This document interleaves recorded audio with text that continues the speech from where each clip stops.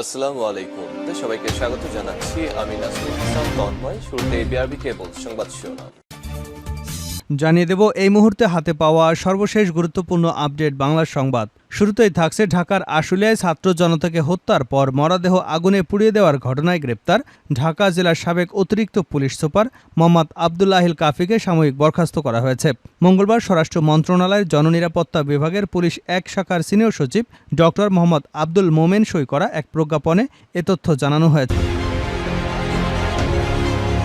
এবারে জানাবো বাংলাদেশের রাষ্ট্রপতি ও সশস্ত্র বাহিনীর সর্বাধিনায়ক মোহাম্মদ শাহাবুদ্দিনের সাথে সাক্ষাৎ করেছেন সেনাবাহিনীর প্রধান জেনারেল ওয়াকারুজ্জামান। আজ সোমবার বঙ্গভবনে রাষ্ট্রপতির সঙ্গে সৌজন্য সাক্ষাৎ করেন তিনি। এ সময় রাষ্ট্রপতি দেশের সার্বিক আইনশৃঙ্খলা পরিস্থিতি রক্ষা এবং জনগণের জানমালের নিরাপত্তা দেওয়ায় সেনাবাহিনীর ভূমিকার প্রশংসা করেন। এছাড়া রাষ্ট্রপতি দেশের উত্তর এবং উত্তর পূর্বাঞ্চলে সাম্প্রতিক বন্যায় বানভাসী মানুষের কাছে ত্রাণ পৌঁছানো ও দুর্গত এলাকায় উদ্ধার কাজে সেনাবাহিনীর কর্মকাণ্ডেরও প্রশংসা করেছেন। জানাবো চাঁদাবাজি দখলদারির সঙ্গে জড়িত থাকলে আজীবনের জন্য বহিষ্কার করা হবে বলে হুঁশিয়ারি দিয়েছেন ঢাকা মহানগর উত্তর বিএনপির আহ্বায়ক সাইফুল আলম নীরব। এদিকে হবিগঞ্জের আজমিরীগঞ্জে পূর্ব বিরোধের জেরে দুপক্ষের প্রায় 2 ঘণ্টাব্যাপী সংঘর্ষে উভয় পক্ষের অন্তত শতাধিক লোক আহত হয়েছেন। সোমবার সকাল 10টায় উপজেলার শিবপাশা ইউনিয়নের পশ্চিমভাগ গ্রামে এ সংঘর্ষের ঘটনা ঘটে। আহতদের মধ্যে 80 জন হবিগঞ্জ আধুনিক সদর হাসপাতালে, বাকিরা বানিয়াচং উপজেলা স্বাস্থ্য কমপ্লেক্সে ভর্তি হয়ে চিকিৎসা নিচ্ছেন। খবর পেয়ে পুলিশ ঘটনাস্থলে গিয়ে স্থানীয়দের সহযোগিতায় পরিস্থিতি নিয়ন্ত্রণে আনেন। জানিয়ে দেব শাহজালাল বাদ দিয়ে ফের জিয়ার নামে বিমানবন্দরের নামকরণের দাবি। হজরত শাহজালাল আন্তর্জাতিক বিমানবন্দরের নাম পরিবর্তন করে ফের জিয়া আন্তর্জাতিক বিমানবন্দর করবার দাবিতে মানববন্ধন করা হয়েছে। সোমবার সকালে বিমানবন্দর এলাকায় মানববন্ধন করে এ দাবি জানায় এলাকাবাসী। মানববন্ধনে জানানো হয় আওয়ামী লীগ সরকার জিয়া আন্তর্জাতিক বিমানবন্দরের নাম পরিবর্তন করেছিল কোনো কারণ ছাড়াই। এবং সর্বশেষ জানাবো বাংলাদেশিদের অনুপ্রবেশ ঠেকাতে সীমান্তে মৌমাছি মোতায়েন করল ভারত। এরই মধ্যে পশ্চিমবঙ্গের নদিয়ায় বাংলাদেশের সীমান্তে মৌমাছির কৃত্রিম চাষ স্থাপন করেছে তারা। সোমবার ভারতীয় সংবাদ মাধ্যম নিউজ 18 জানিয়েছে, গত সপ্তাহে বিএসএফের 10 থেকে 12 জওয়ান নদিয়া জেলার সীমান্তবর্তী গ্রাম কাদিপুরে জড়ো হন। সেখানে তাদের মৌমাছির চাষ শিখতে দেখা যায়। সেই সময় তাদের মাথা ও মুখমণ্ডলে প্রয়োজনীয় নিরাপত্তা সরঞ্জামও পরা ছিল।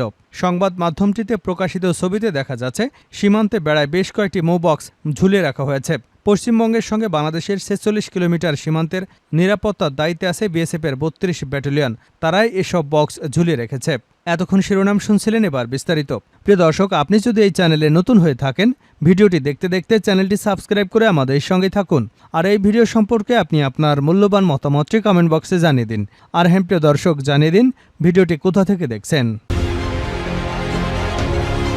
হত্যার পরে মরদেহে আগুন, অতিরিক্ত পুলিশ সুপার কাফি বরখাস্ত। ঢাকার আশুলিয়ায় ছাত্র জনতাকে হত্যার পর মরদেহ আগুনে পুড়িয়ে দেবার ঘটনায় গ্রেপ্তার ঢাকা জেলার সাবেক অতিরিক্ত পুলিশ সুপার মোহাম্মদ আবদুল্লাহিল কাফিকে বরখাস্ত করা হয়েছে। মঙ্গলবার স্বরাষ্ট্র মন্ত্রণালয়ের জননিরাপত্তা বিভাগের পুলিশ এক শাখার সিনিয়র সচিব ডক্টর মোহাম্মদ আব্দুল মোমেনের সই করা এক প্রজ্ঞাপনে এ তথ্য জানানো হয়েছে। সোমবার মন্ত্রণালয় এ তথ্য প্রকাশ করেছে। প্রজ্ঞাপনে বলা হয়েছে, ঢাকা জেলার সাবেক অতিরিক্ত পুলিশ সুপার মোহাম্মদ আবদুল্লাহিল কাফি ধানমন্ডি থানা এবং হাজারীবাগ থানার মামলায় গ্রেপ্তার রয়েছেন। সেহেতু তাকে 3রা সেপ্টেম্বর থেকে চাকুরি থেকে সাময়িক বরখাস্ত করা হলো। বঙ্গভবনে রাষ্ট্রপতির সঙ্গে সেনাপ্রধানের সাক্ষাৎ যে কথা হলো। বাংলাদেশের রাষ্ট্রপতি এবং সশস্ত্র বাহিনীর সর্বাধিনায়ক মোহাম্মদ শাহাবুদ্দিনের সঙ্গে সাক্ষাৎ করেছেন সেনাবাহিনীর প্রধান জেনারেল ওয়াকারুজ্জামান। আজ সোমবার বঙ্গভবনে রাষ্ট্রপতির সঙ্গে সৌজন্য সাক্ষাৎ করেন তিনি। এ সময় রাষ্ট্রপতি দেশের সার্বিক আইনশৃঙ্খলা পরিস্থিতি রক্ষা, জনগণের জানমালের নিরাপত্তা দেওয়ায় সেনাবাহিনীর ভূমিকার প্রশংসা করেছেন। এছাড়া রাষ্ট্রপতি দেশের উত্তর এবং দক্ষিণ পূর্বাঞ্চলে সাম্প্রতিক বন্যায় বানভাসী মানুষের কাছে ত্রাণ পৌঁছানো ও দুর্গত এলাকায় উদ্ধার কাজে সেনাবাহিনীর কর্মকাণ্ডেরও প্রশংসা করেন। সাক্ষাৎকালে সেনাপ্রধান জেনারেল ওয়াকারুজ্জামান সেনাবাহিনীর সার্বিক কার্যক্রম সম্পর্কে রাষ্ট্রপতিকে অবহিত করেন। এছাড়া তিনি দেশব্যাপী আইনশৃঙ্খলা এবং শান্তিপূর্ণ পরিস্থিতি বজায় রাখতে সেনাবাহিনীর কার্যক্রমও তুলে ধরেন। চাঁদাবাজি দখলের সঙ্গে জড়িত থাকলে আজীবন বহিষ্কার নীরব। চাঁদাবাজি এবং দখলের সঙ্গে জড়িত থাকলে তাদের আজীবনের জন্য বহিষ্কার করা হবে বলে হুঁশিয়ারি দিয়েছেন ঢাকা মহানগর উত্তর বিএনপির আহ্বায়ক সাইফুল আলম নীরব। সোমবার রাজধানীর শাহজাহানপুরে ছাত্র আন্দোলনে নিহত পরিবারকে আর্থিক সহায়তা প্রদান অনুষ্ঠানে তিনি এমন হুঁশিয়ারি দিয়েছেন। নীরব বলেন, আওয়ামী লীগের ৩০০ এমপি বাংলাদেশ থেকে পালিয়ে গেছে, কারণ তারা এদেশটাকে লুটেপুটে খেয়েছে, অর্থ পাচার করেছে, এদেশের ছাত্রদের হত্যা করেছে, সাধারণ মানুষকে গুমখুন করেছে, তাই তাদের সৎসাহস নেই এদেশে থাকার। যুবদলের সাবেক এই সভাপতি বলেন, স্বৈরাচারী শেখ হাসিনা প্রায় ২৭০০ জন ছাত্র জনতাকে হত্যা করেছে। সে একজন হত্যাকারী, তাই অনতিবিলম্বে তাকে দেশে এনে বিচারের কাঠগড়ায় দাঁড় করাতে হবে। শেখ হাসিনা ভারতে বসে তাদের সঙ্গে মিলে বাংলাদেশ নিয়ে চক্রান্ত করছে। আমরা বিএনপির ভারপ্রাপ্ত চেয়ারম্যান তারেক রহমানের নেতৃত্বে তাদের সেই চক্রান্তকে ধূলিসাৎ করে দেব। তিনি অভিযোগ করে বলেন, শেখ হাসিনা দেশ থেকে পালিয়ে গেলেও তার দোসররা এখনও দেশে রয়ে গেছে। তারাই বিভিন্ন দল করে দেশের বিভিন্ন জায়গায় চাঁদাবাজি করছে, বিভিন্ন দোকানপাট দখল করছে। তাদের ধরে আইনশৃঙ্খলা বাহিনীর হাতে তুলে দিতে হবে। আজমেরীগঞ্জে পূর্ব বিরোধের জেরে সংঘর্ষে আহত শতাধিক। হবিগঞ্জের আজমেরীগঞ্জে পূর্ব বিরোধের জেরে দুপক্ষে প্রায় ঘণ্টাব্যাপী সংঘর্ষে উভয় পক্ষের অন্তত শতাধিক লোক আহত হয়েছেন। সোমবার সকাল ১০টায় উপজেলার শিবপাশা ইউনিয়নের পশ্চিমভাগ গ্রামে সংঘর্ষের ঘটনা ঘটে।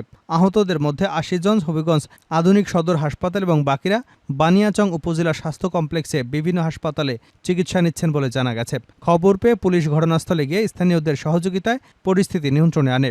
স্থানীয় পুলিশ সূত্রে জানা গেছে, উপজেলার শিবপাশা ইউনিয়নের পশ্চিমভাগ গ্রামের ৭ নং ওয়ার্ডের বর্তমান ইউপি সদস্য মহিবুল হাসান দুলু এবং তারই স্বজন একই গ্রামের হামিদুল মলাই মিয়ার মধ্যে দীর্ঘদিন যাবৎ বিভিন্ন বিষয় নিয়ে বিরোধ চলে আসছিল। গতকাল রোববার বিকালে দুপক্ষের শিশুদের ঝগড়াকে কেন্দ্র করে উভয় পক্ষের মধ্যে সংঘর্ষের সৃষ্টি হয়। তাৎক্ষণিকভাবে স্থানীয় সালিশকারীরা বিষয়টি মীমাংসার জন্য উভয় পক্ষকে অনুরোধ করেন। সোমবার সকালে সালিশকারীরা পুনরায় সালিশের দিন ধার্য করতে উভয় পক্ষের কাছে যান। সালিশে নিষ্পত্তি বিষয়টি উভয় পক্ষ মেনে নেন, কিন্তু সালিশকারীরা চলে যাবার পরপরই মলাই মিয়ার এক স্বজনের সঙ্গে ইউপি সদস্য দুলু মিয়ার এক স্বজনের বাগবিতণ্ডায় হাতাহাতির ঘটনা ঘটে। এরপর উভয় পক্ষের লোকজন দেশীয় অস্ত্রশস্ত্র নিয়ে সংঘর্ষে জড়িয়ে পড়েন। সংঘর্ষে মহিবুল হাসান দুলুর পক্ষে সাবেক শিবপাশা ইউনিয়ন পরিষদের চেয়ারম্যান আলী আমজাদ তালুকদারের লোকজন এবং হামিদুল মলাই মিয়ার পক্ষে বর্তমান চেয়ারম্যান নূরুর রহমান তালুকদারের লোকজন সংঘর্ষে জড়িয়ে পড়েন।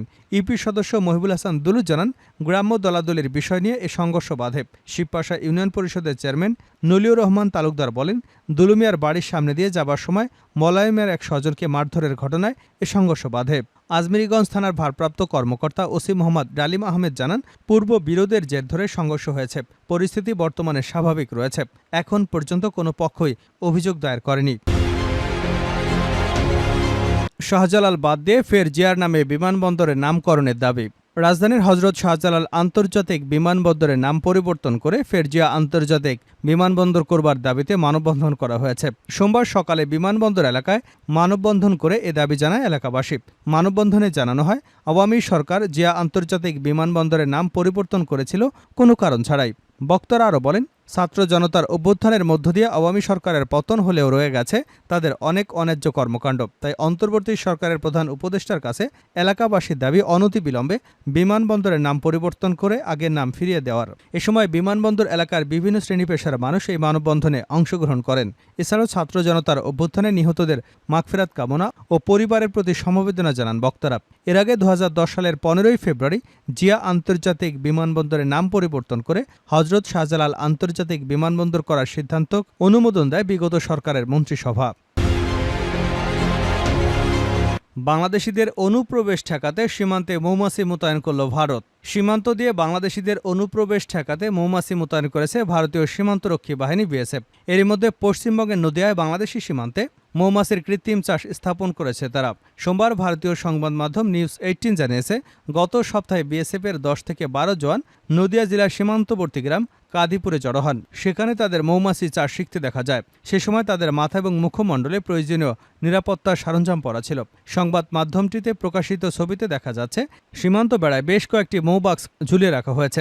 পশ্চিমবঙ্গের সঙ্গে বাংলাদেশের 46 কিলোমিটার সীমান্তে নিরাপত্তার দায়িত্বে আছে বিএসএফের 32 ব্যাটালিয়ন। তারা এসব বাক্স ঝুলিয়ে রেখেছে। তাদের আশা, যদি কোনো বাংলাদেশি অনুপ্রবেশকারী বা দুই দেশের কোনো চোরাকারবারি কাঁটাতারের কাছে আসে তাহলে মৌমাছি তাদের উপর আক্রমণ করবে। এ বিষয়ে বিএসএফের এক কর্মকর্তা জানিয়েছেন, এ পদ্ধতি ব্যবহার করে সফলতা পেয়েছেন তারা। সেখানে অনুপ্রবেশ বা চোরাকারবার প্রায় শূন্যের কাছাকাছি চলে এসেছে। 32 ব্যাটালিয়নের কমান্ড্যান্ট সুজিত কুমার বলেছেন, 1 বছরেরও কম সময়ের আগে 2023 সালের নভেম্বর থেকে আমরা মৌমাছি পালন শুরু করি। এটি ছিল গ্রাম উন্নয়ন সরকারের একটি প্রকল্প। সীমান্তে অনুপ্রবেশ ঠেকাতে কি করা যায় সেই চিন্তা থেকে আমার মাথায় আসে মৌমাছি চাষের বক্সগুলো কাঁটাতারে ঝুলিয়ে রাখা যায়। আমরা প্রায় দেখি কাঁটাতার কেটে বাংলাদেশ থেকে অবৈধ অনুপ্রবেশ ঘটে। এছাড়া গরু চোরাচালান সহ অন্যান্য বিভিন্ন বিষয় ঘটে। আমরা খুবই অবাক হয়েছি যে সীমান্তে এসব বক্স রাখার পর সেখানে অনুপ্রবেশ বা চোরাচালান শূন্যের কাছাকাছি চলে এসেছে।